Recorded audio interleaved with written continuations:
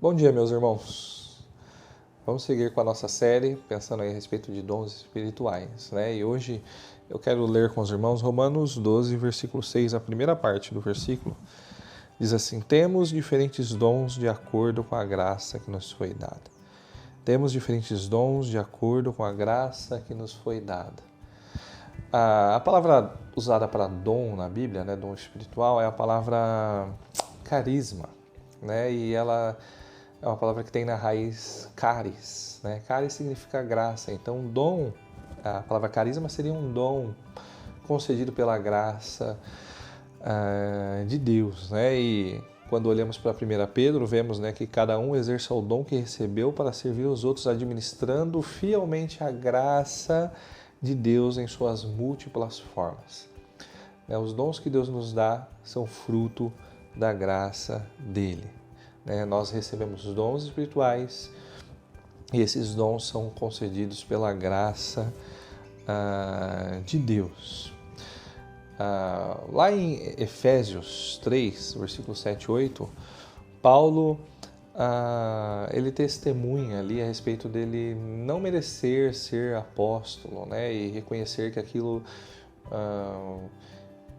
o bom ministério que ele vinha fazendo, né, e a função que ele teve dentro do corpo de Cristo, não foi por algum mérito próprio, né, mas reconhecendo a graça de Deus. Ele diz: fui feito ministro desse evangelho segundo o dom da graça de Deus que me foi concedido conforme a atuação do seu poder. A mim, o menor entre os santos, foi concedida a graça de anunciar aos gentios as riquezas insondáveis de Cristo. Paulo reconhecia, né, que os dons que Deus tinha dado a ele era a graça de Deus sendo derramada sobre ele. Quando pensamos em dons espirituais, devemos lembrar que esses dons não são motivos para que nós nos orgulhemos, né,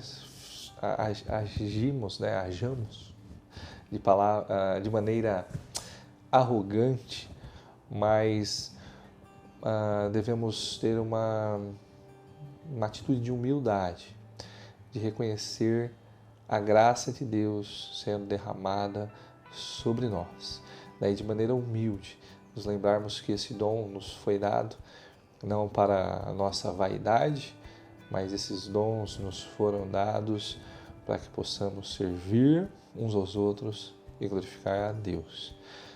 Pode ser que você esteja pensando: puxa, mas eu tive uma vida muito torta, muito feia antes de Cristo.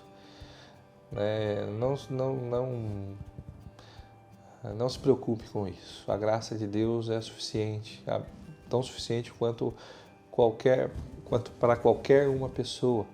Afinal de contas, nós olhamos para o nosso coração e sabemos quão pecador somos.